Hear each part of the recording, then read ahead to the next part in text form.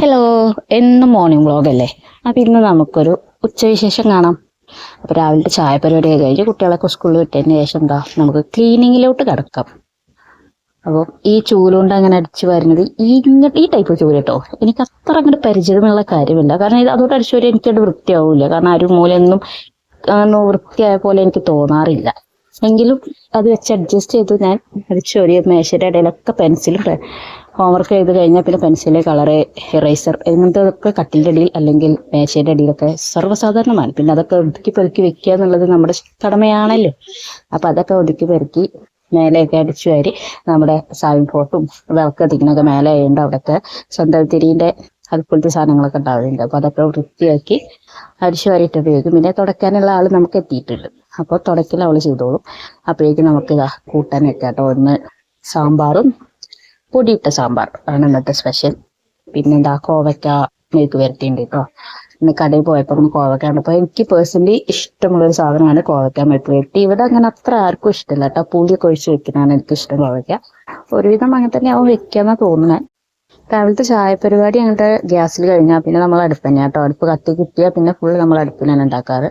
അപ്പോൾ ചൂടുവെള്ളമൊക്കെ റെഡി ആയിട്ട് പിന്നെ നമ്മൾ ചോറിന് വെള്ളം വെച്ചിട്ടിട്ട് അപ്പോഴേക്കും ഇതാ കഷ്ണങ്ങളൊക്കെ അരിഞ്ഞ് പരിപ്പും കഷ്ണം കൂടെ ഒക്കെ ഒന്നിച്ച് വേവിക്കുക കേട്ടോ. തക്കാളിയും നമ്മുടെ വെണ്ടയും മാത്രമേ പിന്നെ നമ്മൾ ലാസ്റ്റ് ഇടുന്നുള്ളൂ. ബാക്കി കൂടെ ഒരൊറ്റടി ഒരു തട്ടിക്കൂട്ടി സാമ്പാർ കേട്ടോ. അങ്ങനെ ഡീറ്റെയിൽ ആയിട്ട് ഇതാക്കി വെക്കുന്ന സാമ്പാറൊന്നുമല്ല. അപ്പം അതവിടെ കുക്കറിലായതുകൊണ്ട് തന്നെ ഗ്യാസും അങ്ങോട്ട് സെറ്റ് ആകുമ്പോഴേക്ക് നമുക്ക് എന്ത് ചെയ്യാം. കോവയ്ക്ക അപ്പോൾ പൊറിച്ചു നോക്കിയപ്പോഴാണ് അത്യാവശ്യം പഴുത്ത ടൈപ്പ് ആയിരുന്നു കേട്ടോ. കണ്ടോ, കർമുക സൗണ്ട് കേൾക്കുന്നുണ്ടോ എന്ന് അറിയാൻ വേണ്ടി ചെയ്തതാണ്. പാളിപ്പോയി.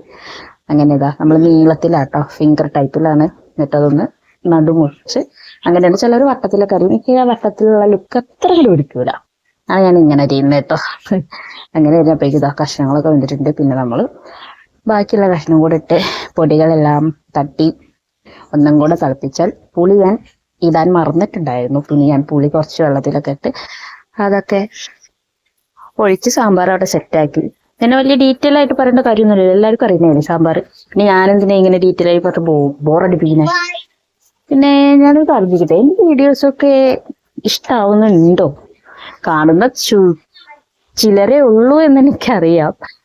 ഞാൻ വീഡിയോ തുടങ്ങിയിട്ട് ശരിക്കും ഞാൻ യൂട്യൂബ് തുടങ്ങിയിട്ട് 2-3 വർഷത്തെ ആയിട്ടോ ശരിക്കും പറഞ്ഞിട്ടുണ്ടെങ്കിൽ. പക്ഷെ ഞാൻ ഇങ്ങനെ ആക്റ്റീവായിട്ട് ഇങ്ങനെ വീഡിയോസ് ഇടാനൊക്കെ തുടങ്ങിയിട്ട് ഇപ്പോൾ കുറച്ചായിട്ടാണ്.